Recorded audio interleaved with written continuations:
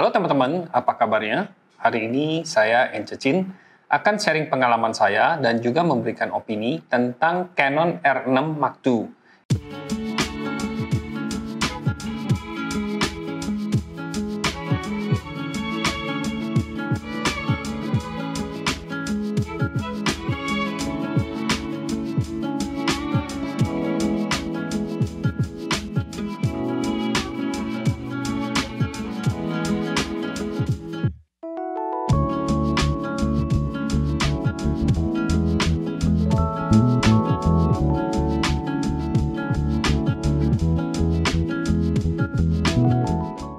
R6 Mark II adalah kamera yang bersensor full frame 24 megapiksel yang memiliki fisik yang mirip dengan pendahulunya yaitu Canon EOS R6.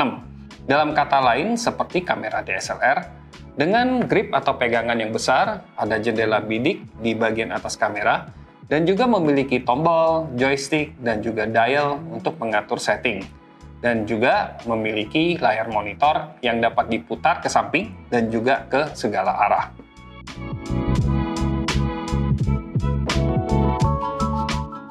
Teman-teman profesional mungkin akan senang dengan adanya dual card slot dan juga weather sealing-nya. Selain peningkatan resolusi dari 20 ke 24 megapiksel, ada beberapa peningkatan penting. Seperti videonya sekarang sudah bisa 4K 60p tanpa crop dan juga bisa merekam ProRes RAW dengan external recorder seperti menggunakan Atomos tipe tertentu. Untuk videonya juga bisa digunakan untuk syuting lebih dari 30 menit di mode 4K 30p atau yang lebih rendah. Kinerja kamera untuk foto berturut-turut ini 12 frame per second secara mekanik dan 40 frame per second secara elektronik. Menurut saya sudah sangat cukup ya untuk foto subjek yang bergerak cepat. Seperti kamera Canon EOS R yang baru, yaitu R7, R10, dan juga EOS R3. R6 Mark II ini memiliki multi-adapter port yang bisa dipakai untuk memasang flash yang tipe baru atau mikrofon jenis tertentu yang bisa 4 channel audio. Pengalaman saya menggunakan Canon R6 Mark II ini secara umum sangat menyenangkan dan saya tidak merasakan kendala untuk handlingnya atau setting kamera, kinerja kamera, dan juga autofokusnya. R6 Mark II menggunakan sistem autofocus dual pixel AF yang generasi yang kedua yang sudah dilengkapi dengan kemampuan mengenali berbagai jenis subjek, terutama wajah dan mata manusia, tapi juga untuk subjek lain seperti burung, mobil, motor, kereta api, pesawat terbang, dan juga kita bisa atur untuk mendeteksi secara otomatis. Autofocus R6 Mark II ini sudah lebih baik daripada generasi pertama yang digunakan Canon EOS R, RP, dan juga R6. Nah, sekarang sistem autofokusnya sudah setara dengan kamera yang baru diluncurkan oleh Canon juga, yaitu R7 dan juga R3.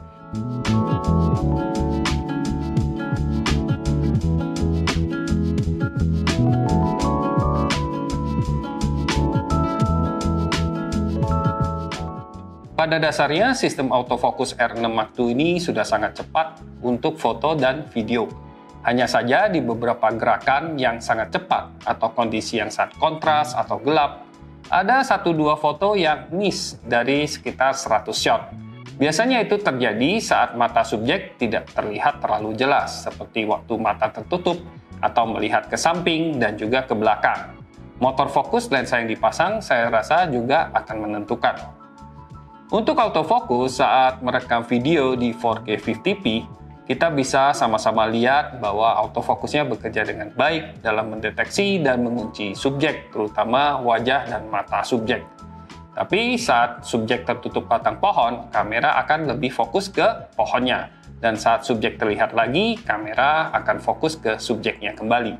Saya juga senang dengan jendela bidik R6 II ini yang resolusinya cukup detail dan cerah, sehingga membantu saya saat memotret di kondisi outdoor dan juga keadaan backlight, di mana monitor LCD kelihatannya jadi kurang jelas ya. Nah, soal kualitas gambarnya, hasil dari Canon R6 II ini sangat baik. Sensor full frame-nya juga membantu sekali untuk pemotretan di kondisi gelap di ISO tinggi. Saya cukup pede menggunakan ISO 1600 sampai 3200 Tapi untuk ISO 6400 dan ke atas, mungkin hanya di kondisi darurat saja.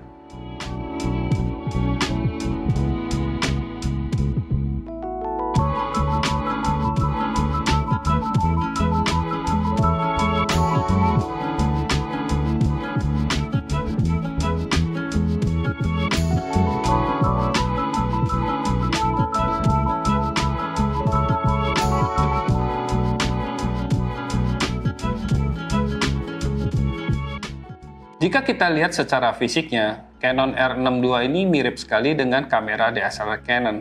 Maka tidak heran ya kalau banyak yang mungkin ragu untuk pindah sistem dari DSLR ke mirrorless. Dan juga banyak yang bertanya-tanya, apa sih bedanya kamera semacam ini dengan Canon 6D atau 5D misalnya? Ya, selain sistem autofokusnya yang lebih pintar dan juga akurat, sebagian besar kamera mirrorless Canon yang baru sudah dilengkapi dengan 5 axis stabilization di bodi, di mana yang untuk R6 Mark II ini diklaim mencapai 8 stop. Saat saya coba dengan lensa 135mm f1.8 ini, saya bisa mendapatkan shutter speed sekitar 1 detik dengan kualitas yang masih tajam. Ini kurang lebih 7 stop ya kalau dihitung-hitung. Lumayan sekali karena kalau kita bandingkan dengan kamera yang lain yang punya stabilization di body, biasanya saya hanya mendapatkan sekitar 3-5 stop saja efektifnya. Dibandingkan dengan kamera Canon yang lain, R62 ini termasuk kamera hybrid. Artinya kamera ini didesain bukan hanya untuk fotografi, tapi juga untuk videografi. Jika fokus utama teman-teman lebih ke fotografi, terutama yang membutuhkan kamera beresolusi tinggi, maka Canon EOS R5 menurut saya lebih cocok. Tapi jika membutuhkan kamera yang lebih terjangkau dan juga full frame, Canon R6 ini boleh dilirik. Kesimpulannya, kamera Canon EOS R6 Mark II ini merupakan kamera mirrorless hybrid yang memiliki kinerja yang tinggi, artinya bisa digunakan untuk fotografer atau videografer amatir maupun profesional. Dengan kinerja autofocus dan juga foto berturut-turut yang sangat cepat, kamera ini menurut saya sangat bisa diandalkan untuk berbagai jenis fotografi dan videografi, terutama untuk event dan juga potret. Saat video ini ditayangkan, Canon EOS R62 ini sudah tersedia di Indonesia dengan harga sekitar 40 jutaan. Untuk keterangan lebih lanjut, teman-teman bisa baca di deskripsi. Demikian apa yang saya bisa sharing hari ini. Mudah-mudahan bermanfaat bagi teman-teman dan jangan lupa untuk like, subscribe, dan sampai jumpa lagi di video review berikutnya. Oke? Bye-bye.